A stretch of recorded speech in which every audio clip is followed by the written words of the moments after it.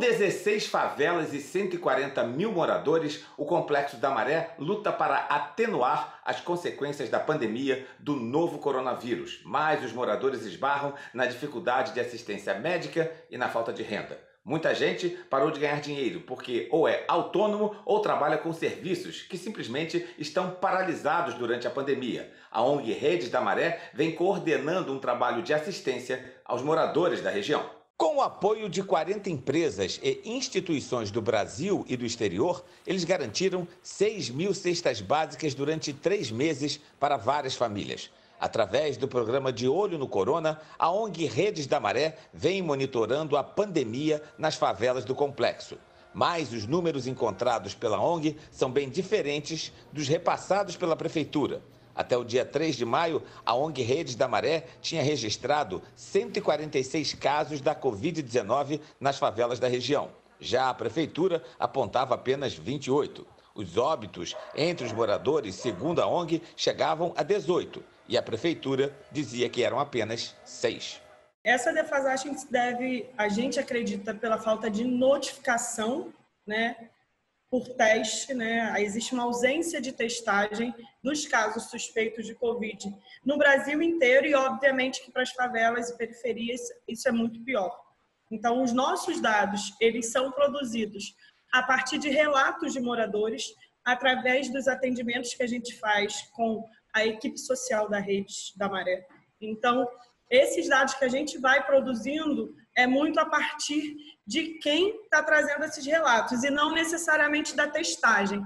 Eu acho que essa discrepância dos dados evidencia a emergência de se ter testagem nas unidades de saúde, seja de emergência ou unidades básicas, para a gente ter a real dimensão. Hoje a gente tem um número de casos suspeitos que a gente não consegue dimensionar quantas pessoas estão com Covid ou não, pela ausência de testagem. Como é que vocês conseguem afirmar que existem muito mais pessoas mortas ou contaminadas pela Covid, já que não existe teste? O que acontece é que a gente mapeia casos suspeitos e confirmados.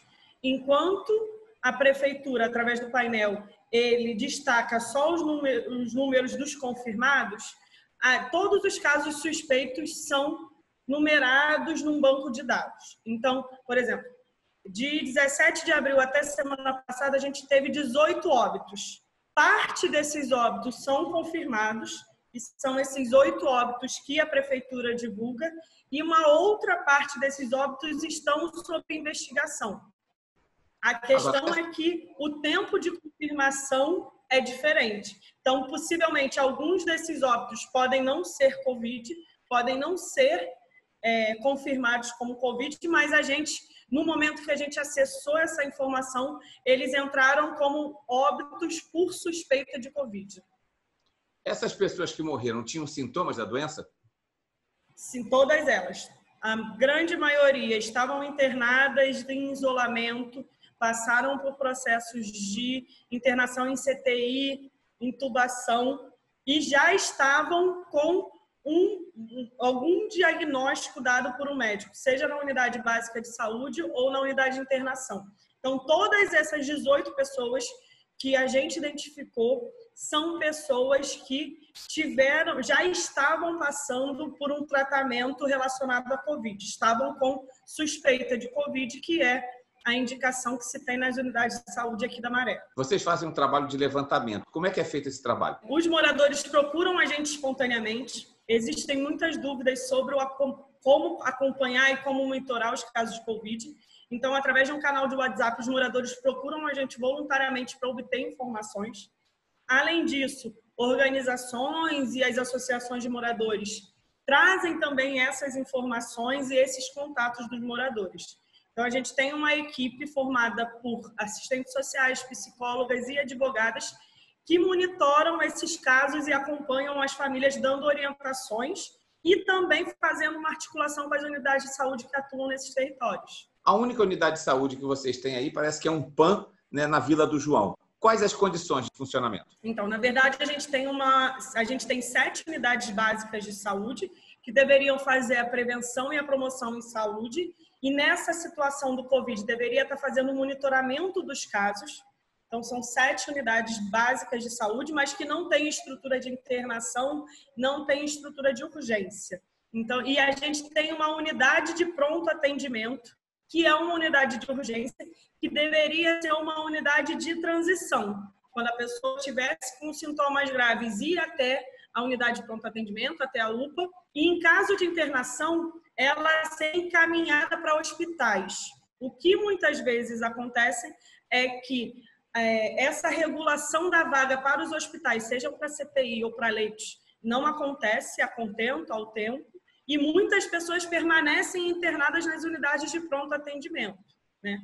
A UPA Maré, ela tem uma estrutura física localizada em uma parte da Maré, né, que não é acessível a toda a população da Maré, acho que é uma primeira questão. Atende uma demanda muito grande relacionada a tudo, cotidianamente, relacionada a infarto, relacionado a acidentes de moto, de carro, e agora está atendendo os casos graves de Covid, né?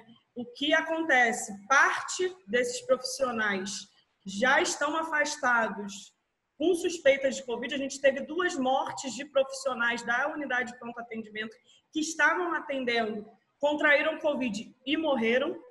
E, além disso, tem toda uma insegurança desses profissionais atuarem nesse espaço. Então, muitos profissionais procuram a gente falando muito dessa insegurança, principalmente a falta de equipamentos de proteção individual, a falta de testagem. Como que esse profissional que está na linha de frente ainda está se sentindo muito inseguro para fazer esse cuidado e atenção para uma população do tamanho da Maré, né? Só lembrando que a gente tem 140 mil habitantes na Maré. Maré é maior do que 95% dos municípios brasileiros.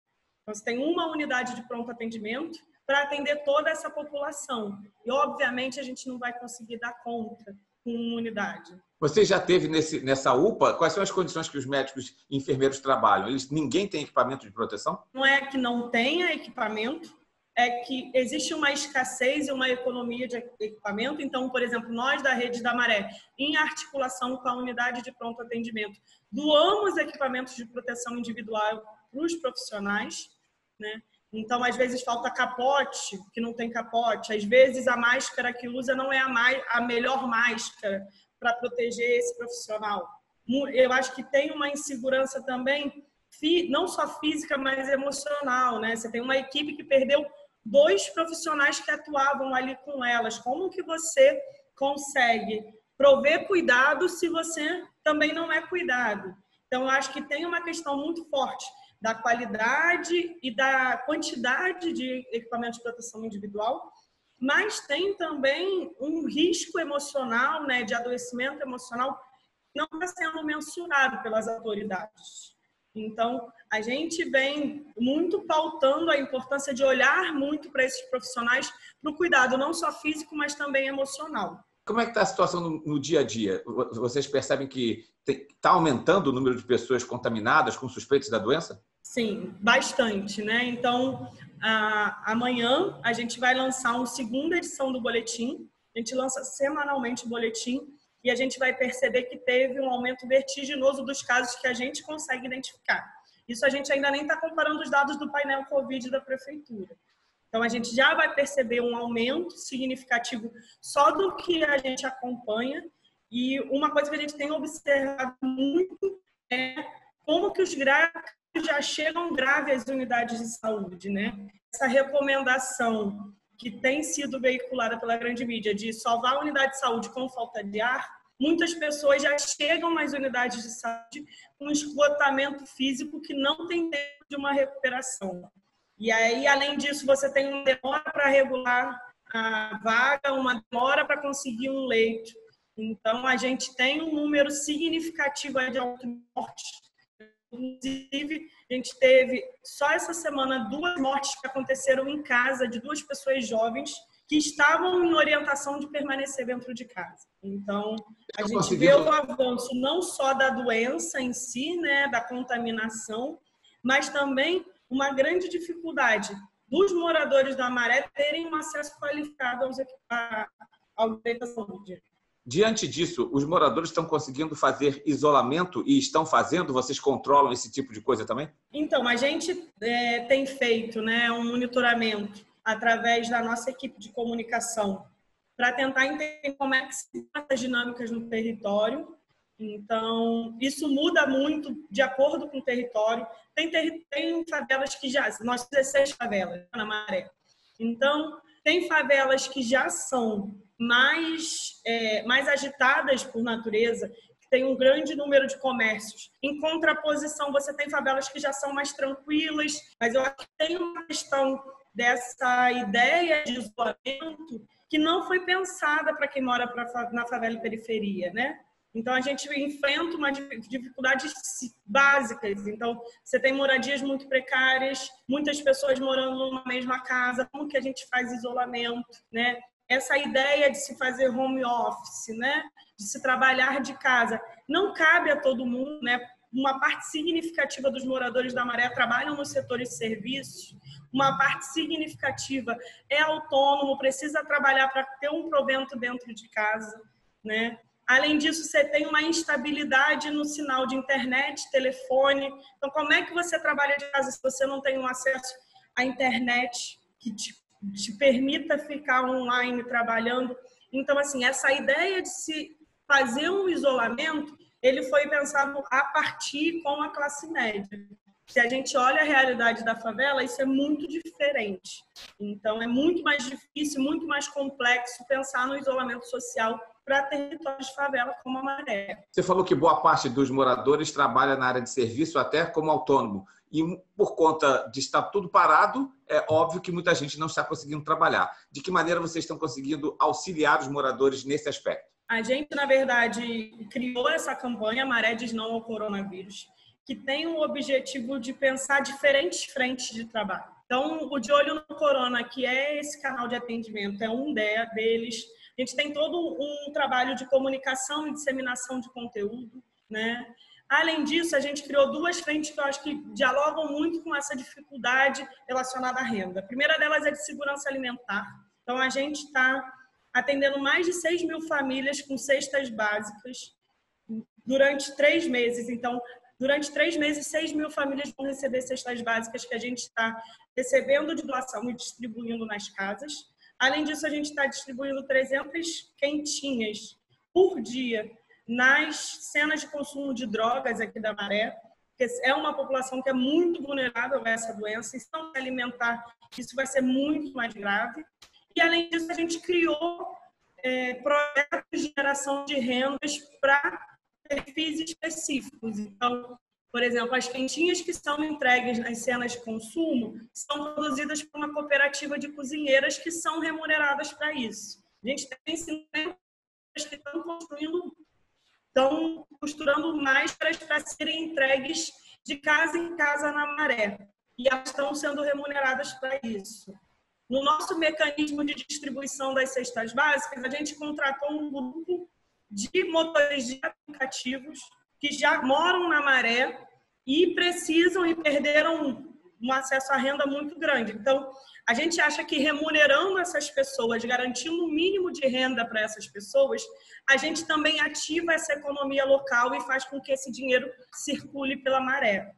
Então, eu acho que as frentes que a gente tem pensado muito sobre a questão da dificuldade de acesso à renda, eu acho que está no campo da orientação sociojurídica e atendimento das assistentes sociais, advogadas, psicólogas. Então, a gente atende muitos casos do auxílio emergencial e da dificuldade de acesso, mas está fazendo uma intervenção muito direta relacionada à segurança alimentar e geração de renda. Queria te agradecer, então, pela entrevista, entendeu? E dizer que a gente está aqui, se vocês precisarem, estamos aqui de portas abertas aqui na Rio TV Câmara. Obrigada a você, Ana, pelo convite, pelo espaço para a gente falar um pouco do que a Rede da Maré vem fazendo.